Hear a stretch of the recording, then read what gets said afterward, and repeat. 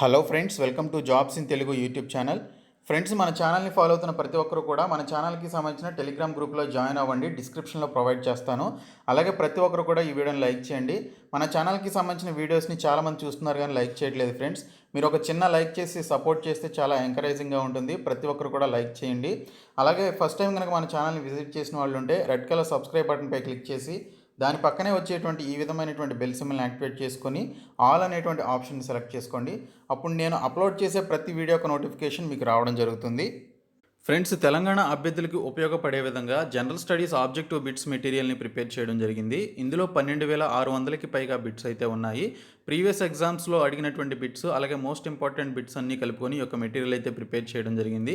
డిస్క్రిప్షన్లో దీనికి సంబంధించిన శాంపిల్ పీడిఎఫ్ని ప్రొవైడ్ చేస్తాను. అలాగే కంప్లీట్ పీడిఎఫ్కి సంబంధించిన లింక్ను కూడా ప్రొవైడ్ చేస్తాను. శాంపిల్ పీడిఎఫ్ చూసి నచ్చినట్లయితే కంప్లీట్ పీడిఎఫ్ని తీసుకోండి. రాబోయేటువంటి అన్ని పోటీ పరీక్షలకి ఈ యొక్క మెటీరియల్ అనేది జనరల్ స్టడీస్కి సంబంధించి యూజ్ అవుతుంది. ఒకసారి చూడండి. ఫ్రెండ్స్, ఈరోజు అన్ని న్యూస్ పేపర్స్లో వచ్చినటువంటి విద్యా ఉద్యోగ సమాచారం చూద్దాము. ముందుగా చూసుకున్నట్లయితే తెలంగాణలోని వనపర్తి జిల్లా నుంచి జిల్లా సంక్షేమాధికారి మహిళా మరియు శిశు సంక్షేమ శాఖ నుంచి మనకి అంగన్వాడీ పోస్టులు అలాగే మినీ అంగన్వాడీ పోస్టులు ఆయా పోస్టులకి సంబంధించి నోటిఫికేషన్ విడుదలైంది. వనపర్తి జిల్లాలో ఉన్నటువంటి 3 ICDS ప్రాజెక్ట్ కార్యాలయ పరిధిలో ఖాళీగా ఉన్నటువంటి అంగన్వాడీ టీచర్లు, ఆయాలు అలాగే మినీ అంగన్వాడీ టీచర్ల పోస్టుల భర్తీకి సంబంధించి అర్హులైనటువంటి మహిళా అభ్యర్థుల నుండి ఆన్లైన్ దరఖాస్తులు కోరబడుచున్నవి అని చెప్పేసి మెన్షన్ చేశారు. దీనికి సంబంధించినటువంటి పూర్తి వివరాల కోసం అలాగే అర్హతలకి సంబంధించినటువంటి వివరాల కోసం అఫీషియల్ సైట్ www.tg.nic.in అనేటువంటి వెబ్సైట్లోనికి వెళ్ళి చూసుకోవచ్చు అని మెన్షన్ చేశారు. ఏప్రిల్ 9 సాయంత్రం 5 గంటలలోపు ఈ యొక్క అప్లికేషన్స్ అయితే పెట్టుకోవాలి. ఇక్కడ ఉన్నటువంటి ఈ యొక్క 3 ప్రాజెక్టుల్లో వివరాలు చూసుకున్నట్లయితే వనపర్తి అనేటువంటి ఈ యొక్క ICDS ప్రాజెక్టులో అంగన్వాడీ టీచర్ పోస్టులు 6, మినీ అంగన్వాడీ టీచర్ పోస్టులు వచ్చేసి 3, ఆయా పోస్టులు 13 ఉన్నాయి. మొత్తంగా 22 పోస్టులు ఉన్నాయి ఈ ప్రాజెక్టులో. ఇంకా పెబ్బేరులో వచ్చేసి అంగన్వాడీ టీచర్ పోస్టులు వచ్చేసి 4, ఆయా పోస్టులు 13 ఉన్నాయి. మినీ అంగన్వాడీ టీచర్ పోస్టులు ఎటువంటి వేకెన్సీస్ అయితే లేవు. మొత్తంగా 17 వేకెన్సీస్ ఈ యొక్క ప్రాజెక్టులో ఉన్నాయి. ఇంకా ఆత్మకూరులో చూసుకున్నట్లయితే ఒక టీచర్ పోస్టు 11 ఆయా పోస్టులు ఉన్నాయి. మినీ అంగన్వాడీ టీచర్ పోస్టులు ఎటువంటి వేకెన్సీస్ లేవు. టోటల్గా 12 వేకెన్సీస్ ఉన్నాయి ఈ యొక్క ప్రాజెక్టులో. సో 3 ప్రాజెక్టులు కలుపుకొని 51 వేకెన్సీస్ అయితే రిలీజ్ చేయడం జరిగింది. సో ఈ నోటిఫికేషన్కి సంబంధించి మీరు ఏప్రిల్ 9వ తేదీలోపు ఈ పర్టికులర్ అఫీషియల్ సైట్లో మీరు అప్లై చేసుకోవాలి మహిళా అభ్యర్థులు. దీనికి సంబంధించి ఆ పర్టికులర్ డిస్ట్రిక్ట్ వాళ్ళు ఆ పర్టికులర్ ప్రాజెక్ట్ అండ్ గ్రామాల్లో ఖాళీ ఉంటేనే మీరు అప్లై చేసుకోవాలి. ఒక ప్లేస్కి సంబంధించిన వాళ్ళు ఇంకొక ప్లేస్కి అప్లై చేసుకోవడానికి వీలు కుదరదు. ఇంకొక అప్డేట్ చూసుకున్నట్లయితే 3,479 ఏకలవ్య విద్యాలయాల్లో ఉన్నటువంటి ఖాళీల భర్తీకి సంబంధించి నోటిఫికేషన్ విడుదలైంది. తెలంగాణలో 262, ఆంధ్రప్రదేశ్లో 117 పోస్టులకి సంబంధించి ఏకలవ్య విద్యా సంస్థల్లో ఉన్నటువంటి బోధనా సిబ్బందికి సంబంధించి నోటిఫికేషన్ విడుదల చేశారు. ఇందులో ప్రిన్సిపల్ పోస్టులు, వైస్ ప్రిన్సిపల్ పోస్టులు అలాగే పోస్ట్ గ్రాడ్యుయేట్ టీచర్లు అలాగే ట్రైన్డ్ గ్రాడ్యుయేట్ టీచర్లకి సంబంధించి ఈ నోటిఫికేషన్ అయితే విడుదల కావడం జరిగింది. దీనికి సంబంధించి ఏప్రిల్ 1 నుంచి ఏప్రిల్ 30వ తేదీలోపు మీరు అప్లికేషన్స్ అయితే పెట్టుకోవాలి. tribal.nic.in/contactus.aspx అనేటువంటి ఒక సైట్లోనికి వెళ్ళి మీరు అప్లై చేసుకోవాలి. జూన్ మొదటి వారంలో దీనికి సంబంధించి పరీక్షలు నిర్వహిస్తారని చెప్పేసి ఇక్కడైతే అప్డేట్ అయితే ఇవ్వడం జరిగింది. ఆబ్జెక్టివ్ టైప్లోనే ఎగ్జామినేషన్ ఉంటుంది. ఇక్కడ చూసుకున్నట్లయితే పార్ట్ ఏకి 100 మార్కులు, పార్ట్ బికి 100 మార్కులు కేటాయించడం జరుగుతుంది. పార్ట్ ఏలో general knowledge and current affairs నుంచి 20 ప్రశ్నలు, రీజనింగ్ ఎబిలిటీ నుంచి 20 ప్రశ్నలు, న్యూమరికల్ ఎబిలిటీ నుంచి 20 ప్రశ్నలు, హిందీ నుంచి 20, ఇంగ్లీష్ నుంచి 20 ప్రశ్నలు వస్తాయి. ఇంకా పార్ట్ బిలో సంబంధిత సబ్జెక్టుకు సంబంధించి టీచింగ్ మెథడాలజీ ఆర్ పోస్ట్ గ్రాడ్యుయేషన్కి సంబంధించిన ప్రశ్నలు వస్తాయని చెప్పేసి మెన్షన్ చేశారు. ప్రిన్సిపల్ ఎగ్జామినేషన్ ప్యాటర్న్ ఏ విధంగా ఉంటుంది అనేది కూడా ఇక్కడైతే మెన్షన్ చేయడం జరిగింది. నేను మీకు డిస్క్రిప్షన్లో అయితే ప్రొవైడ్ చేస్తాను. సో ప్రతి ఒక్కరు కూడా ఈ పీడిఎఫ్ని డౌన్లోడ్ చేసుకొని కంప్లీట్ డీటెయిల్స్ అయితే చూడండి. ఇంకొక అప్డేట్ చూసుకున్నట్లయితే ఆంధ్రప్రదేశ్లోని జల వనరుల శాఖ నుంచి మనకి మొత్తంగా 7 పోస్టుల ఖాళీల భర్తీకి సంబంధించి నోటిఫికేషన్ విడుదలైంది.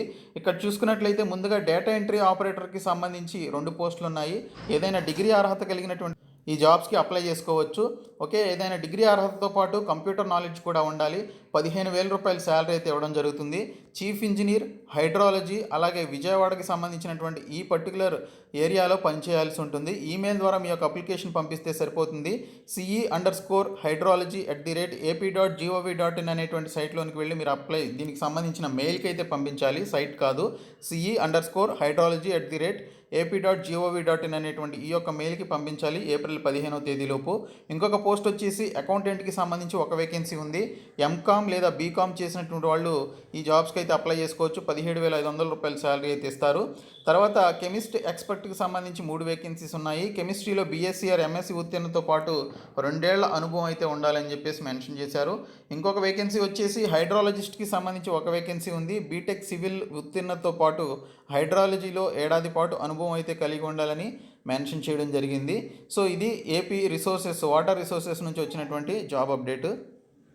ఇంకొక అప్డేట్ చూసుకున్నట్లయితే కాంట్రాక్ట్ అవుట్సోర్సింగ్ ఉద్యోగులకు కనీస వేతనం ఇవ్వాలని చెప్పేసి కేసీఆర్కు యూటీఎఫ్ లేఖ రాయడం జరిగింది.